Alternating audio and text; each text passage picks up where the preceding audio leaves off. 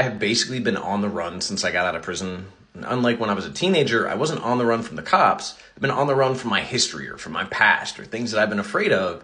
Because for all those years while I was sitting on the sidelines in prison, I was looking through the prison fences, or I was talking to people on the other side of a phone line and thinking, man, one day I'm going to be out there.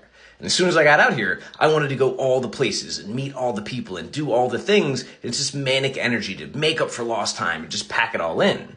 The problem is that means I've always got one foot in and one foot out because I'm always looking at the next thing. I'm looking at the next adventure. What it really comes down to is being afraid. Being afraid to settle, being afraid to enter into something serious, being afraid to take this new job, being afraid to do anything that feels like it limits me.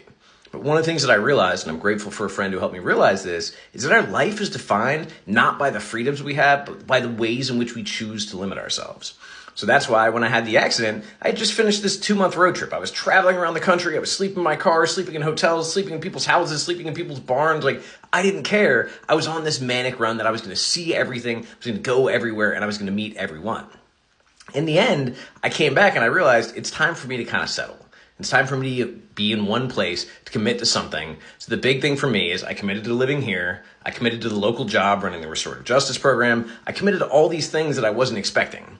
So all of a sudden, it's like, okay, this isn't so bad. It's kind of nice to be settled in one place. So yeah, I would love to travel the world one day. But for now, what I'm committed to, especially after I heal, once this arm stops being, whatever it is, or actually starts working again, I'm committing to build community. I'm committing to build relationships and do something here that feels meaningful. And that's why being the program director for Restorative Justice Program is a perfect job.